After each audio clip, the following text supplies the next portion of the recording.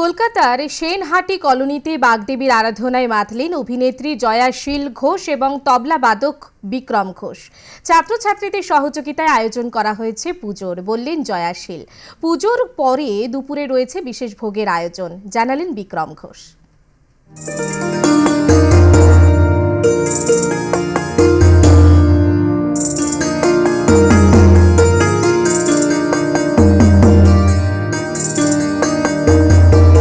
দেবী ভগবতী অর্থাৎ মা সরস্বতীর আরাধনায় কিন্তু সারা বাংলা এখন ব্যস্ত।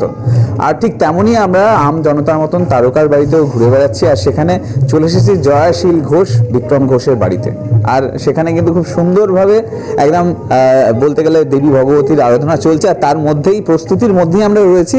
আর একদম সব পরিবারের প্রথমে তোমাদের সবাইকে আজকে সরস্বতী পুজো একসাথে পরিবারের সাথে কাটানো কতটা ভালো লাগে, প্রথমে বিক্রম দাকে জিজ্ঞেস করবো। এটা আমাদের বাড়ির ট্রেডিশন, আজকে 40 বছরের ওপর। আমাদের বাড়িতে 40 বছর ধরে সরস্বতী পুজো হয়। আমার ছোটোবেলা থেকে বাবা মা এনারা আগে করতেন, তখন আমরা ছোট, এখন আমরা করি। এই বাড়ি হচ্ছে সেনহাটি কলোনির বাড়ি আমাদের, যেখানে আমার বাবা থাকতেন। আমরা থেকেছি বহু বছর এখানে। খারাপ লাগছে, আর এখানে সব দেখতেই পাচ্ছ যে বাবার ছবি, বাবার পুরো একটা অ্যাটমসফিয়ার রয়েছে। সরস্বতী পুজো খুব স্পেশাল আমাদের জন্য, কারণ আমরা তো মা সরস্বতীর আরাধনা করি, এটাই আমাদের রুচি, এটাই আমাদের প্যাশন, সবটাই। তো সকাল থেকে গান বাজনা হয়, সব ছাত্রছাত্রীরা পারফর্ম করেন, খাওয়া দাওয়া হয়, সবাই একসঙ্গে খাই। সন্ধ্যেবেলা গেস্ট আর্টিস্টরা এসে পারফর্ম করেন, সেখানে আমিও বাজাই কোনো একটা সময়। এবং পুরো এইবারে পুরো ব্যাপারটাই কিন্তু ইনি করেছেন। তোমার কাছে যাবো, মানে প্রতি বছর যেভাবে যে প্রস্তুতি পুরোটা তোমায় দেখি, শুধু তাই না, তার মধ্যে পারফরমেন্স কি রয়েছে এবারে? এইবার করছি না, কারণ এবার চাপ অনেক, কিন্তু প্রিপারেশনটা কমপ্লিটলি দেখতে হয়েছে। কারণ এই বাড়িটা যেহেতু ছেড়ে দিয়েছিলাম, তো অনেক কিছু অ্যারেঞ্জ করে, অ্যান্ড থ্যাঙ্কস টু অল ছাত্রছাত্রী সবাই মিলে, আমাদের বাড়ির স্টাফ সুধাকরদা মহাদেব সবাই মিলে খুব সুন্দরভাবে কাজটা করতে হেল্প করেছে। যত বছর ধরে আমাদের পুজো হচ্ছে, আমাদের সেই ঠাকুরমশাই কিন্তু একই জন।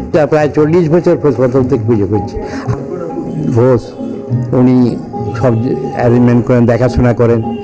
বিক্রমও প্রত্যেক বছর থেকে এক বছর বোধহয় ছিল না, এক বছর ছিল না। তো উনি প্রার্থনা করি, আমি যতটুকু জানি ভগবানের কাছে প্রার্থনা করি, মা সরস্বতীর কাছে, যাতে এদের আরও উন্নতি হয়, আরও বড় হয়। এই একদমই। আর জয়াদির কাছে একটা জিনিস জিজ্ঞেস করবো, যে মূর্তিটা আমরা দেখতে পাচ্ছি খুব আলাদা, খুব বলতে গেলে এইভাবে আমরা খুব একটা দেখতে পাই না, খুব আলাদা একটা রূপ। তো সেইটা নিয়ে কি ভাবনা তোমার ছিল? ভাবনা আমার ছিল, মানে আমার মেকআপ ম্যান রাতুল সরকার, আমার সব ডান্সের ও মেকআপ করে, ও মূর্তি বানায় বলেছিল। ঠিক আছে, আমি বললাম কর তো দেখি। এত মিষ্টি সুন্দর মূর্তি একটা বানিয়েছে ও, আমরা আলাদা ক্যারেক্টার, অন্যরকম দেখতে, মানে রেগুলারের থেকে বাইরে খুব আর্টিস্টিক করেছে বিষয়টা। কিন্তু তোমাদের বাড়িতে একটা বড়, যেমন এরকম ক্রিয়েটিভ কাজগুলো হয় বা পারফরমেন্সেস হয়, ঠিক তেমনই কিন্তু একটা খাওয়া দাওয়া, একটা বড় ভোগের একটা মেনু থাকে, যেটা মানুষ তাকিয়ে থাকে দুপুরের দিকে পেটটা কাই করলে। তো কি মেনু রয়েছে একটু জানতে? বলো বলো বলো। খিচুড়ি ভোগ একটা রেগুলার প্রতি বছর থাকে, তার সঙ্গে বেগুনি, তার সঙ্গে একটা তরকারি ল্যাবড়ার হয়, তার সঙ্গে বিভিন্ন রকমের চাটনি হয়, পায়েস হয়, মিষ্টি হয়, বোঁদে হয়, দই হয়, সব পাঁপড় ভাজা, একটা পুরো নিরামিষ হয় অফকোর্স, কিন্তু পুরো জিনিসটাই একটা পুজোর ভোগ ঠিক যেরকম হয় ঠিক সেরকমটি হয়।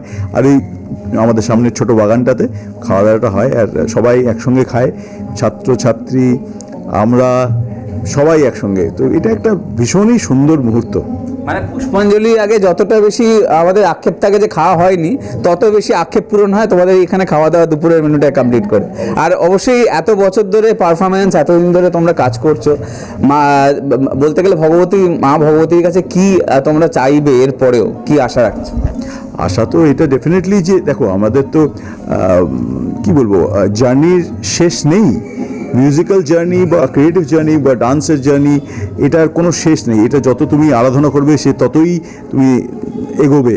তো সেইটা যাতে করে যেতে পারি হোল লাইফ, যেরকম আমার বাবা করেছেন, মা করে যাচ্ছেন, আমাদের দুজনেরই ক্রিয়েটিভ পারসুইটসটা সবথেকে ইম্পর্টেন্ট জিনিস জীবনে, সেটা যাতে করে যেতে পারি এবং এইভাবে আশীর্বাদ থাকুক মায়ের আমাদের ওপর, সেটাই কামনা, এবং মায়ের আরাধনা সবসময় যাতে করতে পারি। 2 বাচ্চা, যাতে এই ট্রেডিশনটাকে ক্যারি অন করে, সেটা আশীর্বাদ চাইবো মার কাছে। মানে এটা খুব দরকার, নেক্সট জেনারেশন এই আর্টিস্টিক লাইফটাকে যাতে এর ভ্যালুটা বোঝে, এর শিক্ষাটা বোঝে, এটা খুব দরকার। সেটা আশীর্বাদ দেবেন মা, আশা করি। অনেক অনেক শুভেচ্ছা। আর অবশ্যই মা সরস্বতীর আরাধনায় কিন্তু সবাই ব্যস্ত, আর এখানে কিন্তু জোর কদমে চলছে পুজো। আর আপনারাও একদম খুব সুন্দরভাবে মা সরস্বতীর আরাধনায় ব্যস্ত থাকুন। ক্যামেরায় শুভঙ্কর লাল, সাথে রাকেশ, আর প্লাস নিউজ, কলকাতা।